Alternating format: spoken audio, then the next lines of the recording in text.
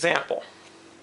Example 1. You have been asked to design an open-top box by cutting squares from the corners of a 16-inch by 30-inch piece of cardboard and then folding up the sides. How large should the squares be cut to make the box hold as much as possible? Now, if you recall, we did a problem way back at the beginning of class where we had to use almost this same scenario, cutting squares from the corners of a piece of cardboard, to write an expression for the volume of the box. So we know how to do that. The only difference here is that we're now adding in what we know about calculus to actually figure out how to optimize the situation. We want the box to hold as much as possible, the maximum volume. So let's do it. We have a 16-inch by 30-inch piece of cardboard. So it looks like this. And this is the step 1. This is draw a picture of the situation. Draw a picture of what's going on. 16, 30. Here's the piece of cardboard. Now we're cutting squares from the corners and then folding up the sides. And the question is, how large should the squares be cut? So that's a variable amount. We can cut them 1 inch, 2 inch, X inches. So here's a square. And we're going to cut out X inches out of each corner. X, X, X, X, X, X. Okay. So step 1's over. We've drawn a picture of the problem statement and labeled it with variables. Step 2 was decide what you wish to optimize and write an equation in terms of the variables. So what we wish to optimize is volume, because we want to make the box hold as much as possible. So we need to write an equation for volume in terms of the variables. So let's do it. Volume equals length times width times height. Now, that would be the end of step 2. Step 3, if there's more than one variable, eliminate all but one of them. Now here there are 3 variables for volume, length and width and height. But we want to eliminate all but one of them. And the one of them that we want to keep is X, because that's the variable we introduced in step 1. So in other words, we want to write all of these things, length, width, and height, in terms of X. So let's do it. The length, which is going to end up being this, is 30 minus 2x, because we have a length of 30 and we subtract x off this side and x off this side. So the amount that's left when we're going to fold up the box is 30 minus 2x. If you can't visualize it well, it might be a good idea to actually take a piece of paper, cut out the 4 corners, fold it up into a box, an open top box, and see that the length is the full length of the paper minus twice the size of the squares you cut out of the corners. Similarly, the width, which is this thing, is 16 inches minus x from here, minus x from here, so 16 minus 2x. And the height of the box, if you can visualize this, when the box gets folded up, this amount is the height. That becomes the height of the box. So that's just x. Now, for most people, that's the trickiest part of these kind of problems. Step 3, if there's more than one variable, eliminate all but one of them. But now we're done with it. Notice we had lots of variables, length, width, height. We've eliminated all but one of them, everything but x. Next step, draw a graph of the function you wish to optimize. Okay. Actually, before we draw a graph, let's just take this one more step. Let's multiply this out so we can have a simpler expression here, because we know we're going to take the derivative. So let's just simplify this a little bit. 30 times 16 is 480. So I'm just going to multiply this out. 30 minus 2x is minus 60x. Minus 2x times 16 is minus 32x. Minus 2x times minus 2x is plus 4x squared. Then we still have to multiply by x. So let's do it. 480 times x is 480x. Minus 60x minus 32x is minus 92x times x is going to be minus 92x squared. And plus 4x squared times x is going to be plus 4x cubed. Okay, so now let's actually do step 4, which is draw a graph of this function. So I think the easiest way to do this is to type it into the calculator. We've got 480x minus 92x squared plus 4x cubed. And let's decide on our window. Well, if you think about it, the minimum x value that will work is 0. You couldn't cut out more than or less than a 0-inch square.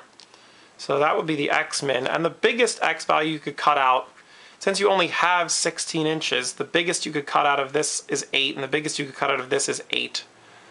Or else these squares would overlap, which doesn't make sense. So the biggest x could be is 8.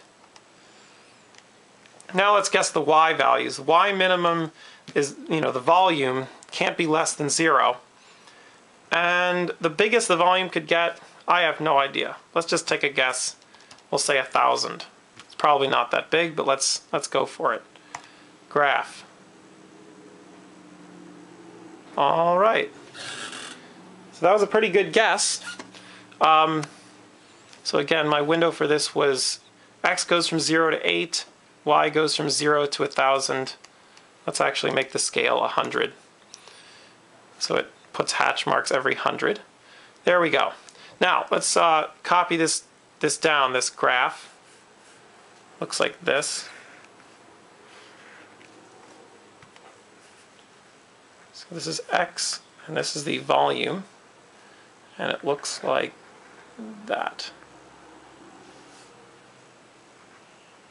That's 8, that's 0, that's 1,000. Okay. So, we want to maximize the volume, so we're interested in this point right there. Okay. We're almost done. Step 5, take the first derivative of the function, set it equal to 0, and solve.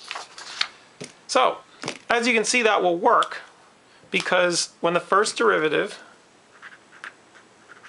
is equal to 0, sorry, dv/dx, when that's equal to 0, that means the slope would be horizontal, which is exactly what happens at this point, and no other point will that be true. Let's take the first derivative. That's 480 minus 2 times 92 is going to be 184. And then the 4x cubed becomes 12x squared. Now we want to set it equal to 0. So we want 0 equals 480 minus 184x plus 12x squared. Let's solve this. The first thing I would suggest when you solve this is to divide out any common factors. And I believe that all of these numbers are divisible by 12. Are they? Let's see. 184 divided by 12. If I try that, actually, it's not true. That number's not divisible by 12. So let's see. Is it divisible by 4? Yeah, it is. So let's at least divide everything by 4. Simplify. So if you divide by 4, you get the 12x squared becomes 3x squared. The minus 184x becomes minus 46x. And then the 480, when you divide it by 4, becomes 120. Okay. Let's see if we can factor this thing.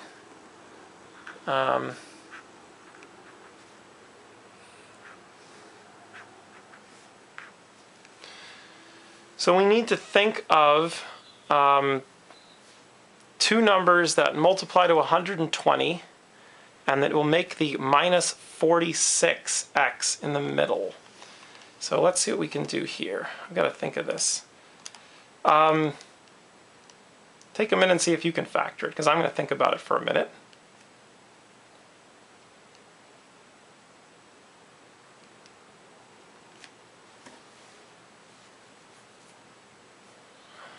how about this?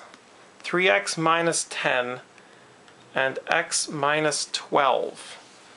Will that work? That gives us 3x times x is 3x squared, minus 10 times x, and minus 12 times 3x would work, because that would give you minus 10x minus 36x for the minus 46, and then minus 10 times minus 12 is plus 120. Okay, so that works, good. Let's see, keep going here. When the product of these two things is 0, one of them has to be 0. So we have 3x minus 10 equals 0, or the x minus 12 is 0. If 3x minus 10 equals 0, we have x equals 10 over 3. When x minus 12 equals 0, we have x equals 12. I'll move this down so you can see it. There we go. So it's either this is 0 or this is 0. 3x minus 10 equals 0 gives this. X minus 12 equals 0 gives this. Now, if you think about this, the x equals 12 solution is not helpful because x can't be 12. We said actually the domain of this function was x is from 0 to 8 because you can't cut out a 12-inch square out of this piece of cardboard. So this is extraneous, which means the point we're looking for is x equals 10 over 3. On the graph it would be that, 10/3. Okay, so now the last step is to actually answer the question. And the question was, how large should the squares be cut to make the box hold as much as possible?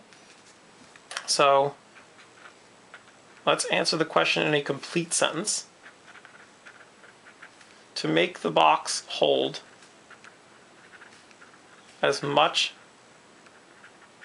as possible,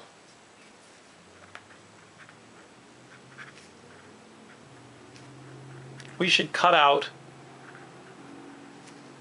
3 1/3 inch squares. 3 1/3 being the same as 10/3. And that's it. So there you go. Now notice these problems are generally kind of long. They take a few minutes to do, but they actually are very important examples of the applications of calculus to maximization and minimization problems.